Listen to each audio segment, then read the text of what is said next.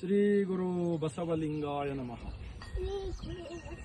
ಇವತ್ತ 893ನೇ ಬಸವ ಜಯಂತಿಯ ಆಚರಣೆಯ ಸಂದರ್ಭದಲ್ಲಿ ನಾಡಿನ ದೇಶದ ಜಗತ್ತಿನ ಎಲ್ಲ ಮಾನವ ಜೀವರಾಶಿಗಳ ಲೇಸಿಗಾಗಿ ಈ ಬಸವ ಜಯಂತಿ ನಮ್ಮ ಅರಿವಿನ ಮನೆ ಬಸವ ಕಲ್ಯಾಣದಲ್ಲಿ ಆಚರಿಸ್ತಾ ಇದ್ದೀವಿ.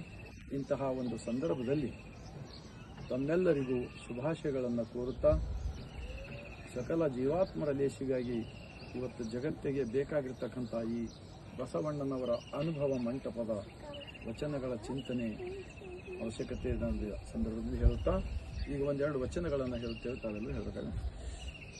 ಬಸವಣ್ಣನವರ ವಚನ. ಇವನಾರವ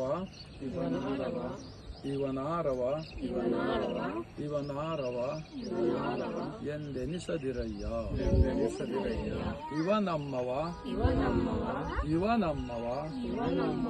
ಇವನಮ್ಮವನೇ ಎಂದೆನಿಸಯ್ಯ. ಕೂಡಲ ಸಂಗಮ ದೇವ ನಿಮ್ಮ ಮಹಾಮನೆಯ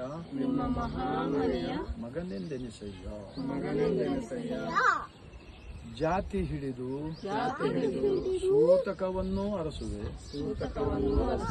ಜ್ಯೋತಿ ಹಿಡಿದು ಕತ್ತಲೆಯನ್ನು ಅರಸುವೆ.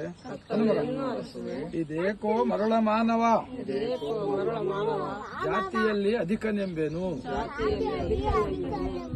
ವಿಪ್ರರು ಶತಕೋಟಿಗಳಿದ್ದಲ್ಲಿ ಫಲವೇನು. ಭಕ್ತ ಶಿರೋಮಣಿ ಎಂಬುದು ವಚನ. ನಮ್ಮ ಕೂಡಲ ಸಂಗನ ಶರಣರ ಪಾದ ಪರುಷ ನಂಬು. ಕೆಡಬೇಡ ಮಾನವ, ಕೆಡಬೇಡ ಮಾನವ. ಈ ತರ ಅನೇಕ ವಚನಗಳನ್ನ ಈ ಮಾನವ ಲೋಕಕ್ಕೆ ಕೊಟ್ಟಿದ್ದಾರೆ. 770 ಜನ ಅಮರಗಣಗಳು, 1,96,000 ದುಡಿಯುವ ವರ್ಗದವರು, ಉತ್ಪಾದಕ ವರ್ಗದವರು. ಅಂತಹ ಒಂದು ಈ ಬಸವ ಜಯಂತಿಯ ನಿಮಿತ್ತವಾಗಿ ಮತ್ತೊಮ್ಮೆ ಇಡೀ ಭಾರತ ಅಷ್ಟೇ ಅಲ್ಲ, ಜಗತ್ತಿನ ಮಾನವರೆಲ್ಲರಿಗೂ ಬಾಗಿದ ತಲೆ, ಮುಗಿದ ಕೈಲಿಂದ ಶರಣ.